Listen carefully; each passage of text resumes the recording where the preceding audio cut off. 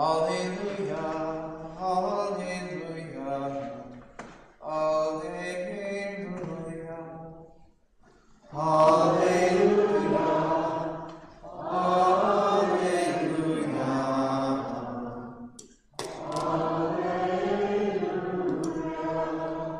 The Lord be with you. A reading from the Holy Gospel according to Luke. Jesus told his disciples a parable. Can a blind person guide a blind person?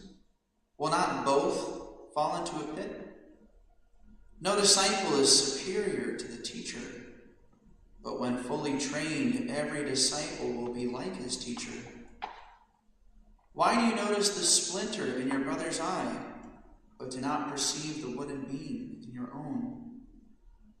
How can you say to your brother, "Brother, let me remove that splinter in your eye," when you do not even notice the wooden beam in your own eye? You hypocrite! Remove the wooden beam from your eye first. Then you will see clearly to remove the splinter in your brother's eye. The Gospel of the Lord. Praise to you, Lord Jesus Christ. Do you not know that the runners in the stadium all run the race?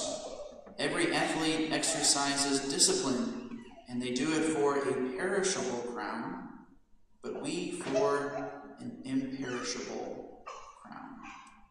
For an imperishable crown. When I was in seminary, there was something that we had to do in seminary was we had to make formation goals every semester of our seminary career. And we had a formation advisor or a formation director, which was basically a priest who was on the staff of the seminary, and he would meet with us once a month and we would go over those goals that we had. And the formation goals we had was basically our way of training ourselves to try to become the best priests we could possibly be. That we could become priests who are the most useful for the sake of the mission, for the gospel. And our goals had different categories. We call them the 4 pillars of formation. Basically, we all had to focus, first of all, on human formation. How are we becoming a better and more well-rounded human? So how are we getting our exercise? What talents were we developing? One of the reasons why I learned how to play guitar and many other instruments is because that was a formation goal when I was in the seminary. I wanted to be able to use music to reach more souls. One of the reasons why I learned Spanish and other languages when I was in seminary is because I wanted to be the most useful. It's human formation.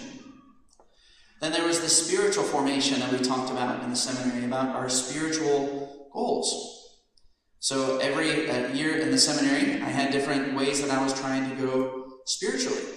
So sometimes it would be fasting one day a week, or it would be adding a spiritual, 10 minutes of spiritual reading, or one year it was reading through the entire New Testament for a semester. The daily holy hour that I started practicing when I was in seminary, it started as a spiritual formation goal. It wasn't something that I did naturally, it was something that I had to make a goal for myself. It was a training that I had to undergo. And then, of course, you have the 2 other pillars of formation, and one is called the intellectual pillar. So how are you forming your mind to be more articulate about the faith? How are you forming your mind to grow an understanding of the questions that people have about God and about life, about the faith? And so I had goals every semester for how I was growing intellectually. And then finally we had the 4th and final pillar, which was called the pastoral pillar, which was basically how was I making my life a gift to others? How was I finding ways to serve and to build that toolbox in my experience? So throughout seminary, we were given different ways to serve. Sometimes it was to children, sometimes it was to adults, sometimes it was works of charity, sometimes it was teaching. Right? The whole point was that you were always trying to develop your skill set to be able to reach more people and to build up vast experiences of evangelization. This idea of formation is something that was very clearly at the heart of what St. Paul believed about his own life. He wanted to be all things to all people. He wanted to make himself a slave to others.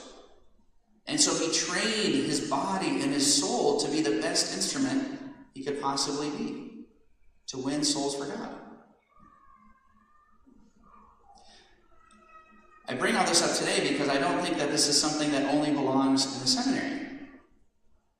I think that every Christian, every Catholic, should have that same philosophy.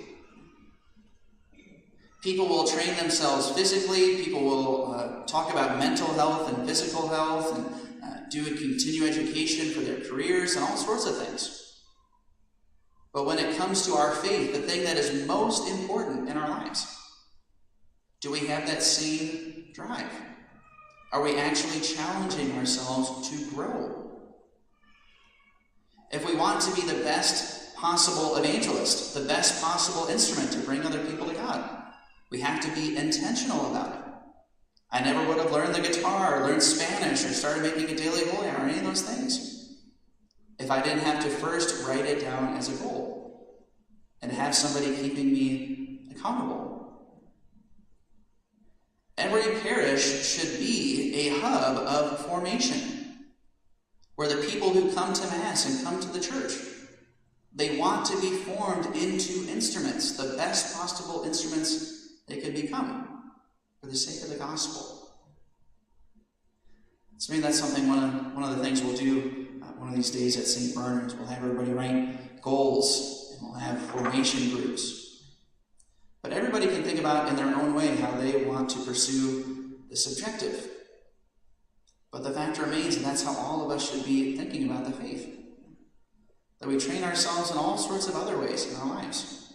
Why would we not train just as hard for the gospel?